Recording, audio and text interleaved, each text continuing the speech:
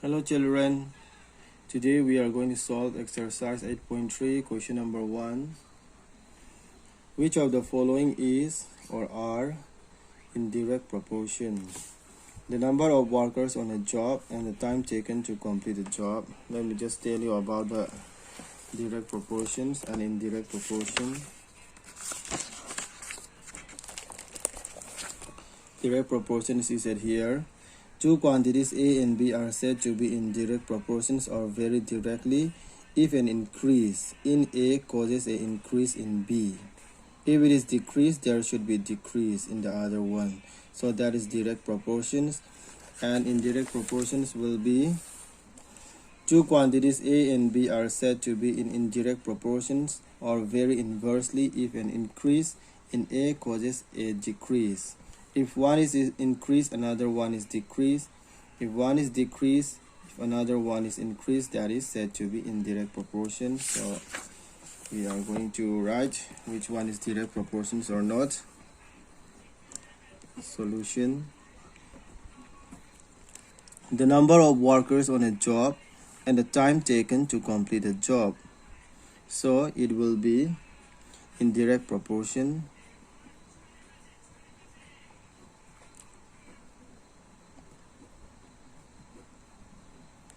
Let me just tell you, when number of the workers, if it is increased, when number of the workers it is increased, time taken to complete the job, time taken means that number of days will be, or maybe the number of hours will be decreased. So when it is increased, when the number of workers it is increased, time taken will be decreased. So it is inverse, so that's why it is indirect proportion.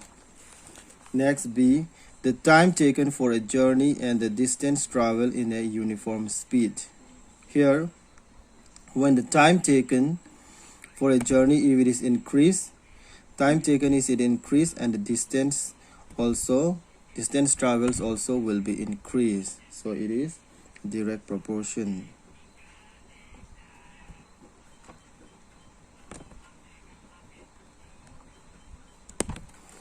Time taken, when the time taken is increased and the distance travels also will be increased, so that's why it will be direct proportion. Let's solve question number 2. A contractor has a workplace of 420 men who can finish a certain piece of work in 9 months. How many extra men must he employ to complete the same job in 7 months? So how many extra men is he going to employ? So we have to find out that one. Number of men required to finish the work in 9 months. 9 months, how many men is required? 420. So we will find out in 1 month. Number of men required to finish the work in 1 month. In 1 month, how much it will be? You multiply these two. 9 into 420. You multiply these two. So we have to find out for 7 months. In 7 months, how many extra men is he going to employ? We have to find out that one. Number of men required to finish the work in 7 months.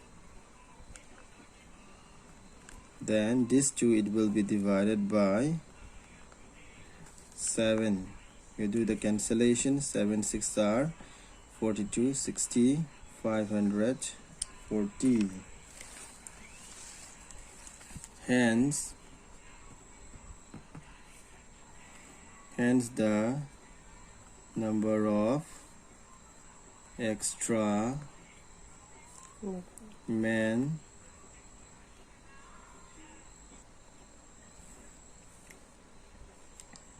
men required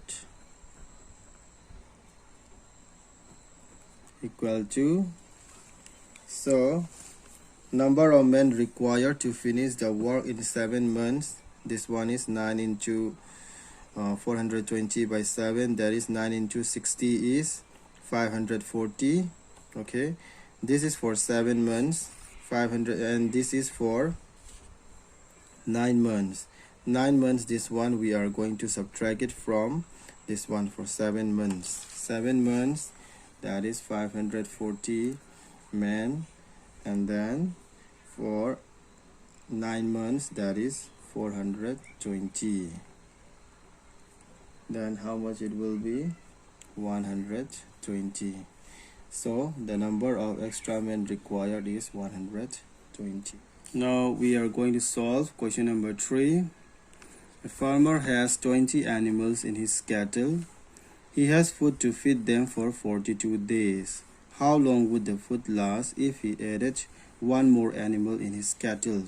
If he added one more animal in his cattle, how long he will be able to feed them? The 20 animals he can feed for 42 days. If one animal is added in his cattle, how long he would be able to feed them? So let's solve this. For solving this question number 3, there are 2 methods. Even question number 2 also, the one which I solved already, we can apply the other one method also. Using proportion also we can solve this. Let's try using proportion method. Using proportion, here you write number of animals. Here you write number of this he can feed. Number of animals, when it is 20, he can feed them for 42 days. When number of animals it is increased by 1, that is 21. Then how many days he will be able to feed them? That one we don't know, that one we will take as X. So here it is increase, we will give an arrow. Here it will be decrease. Let me just tell you, when it is 20 animals he can feed for 42 days, 1 animal is added in his cattle, so then it will be decrease. So that's why from the smaller one we will give the arrow to the bigger one. Since the number of animals and the number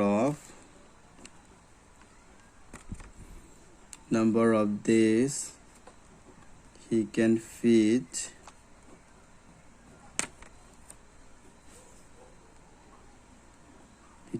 very inversely.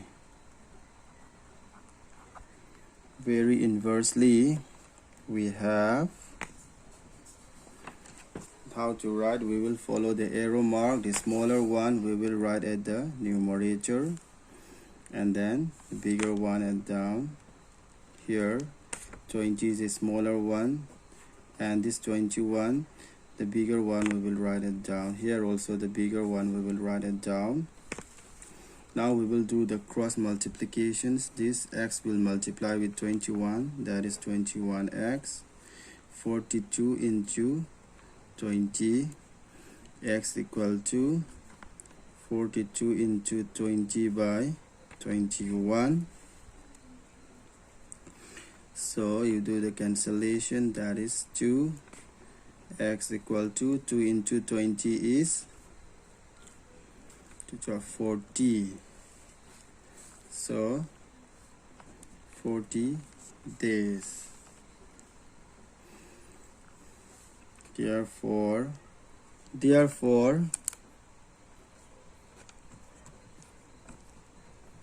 food will last for 40 days. Here we finish solving question number 3. Whatever I solved today, you copy down in your classwork notebook, and your homework will be get here at the textbook. You solve question number 4. You can see the examples what they have given it here, and you can see even the one which I solved already question number 2 and 3. Question number 4 is your homework. Along with this, you need to practice question number 2 and 3 again in your homework notebook.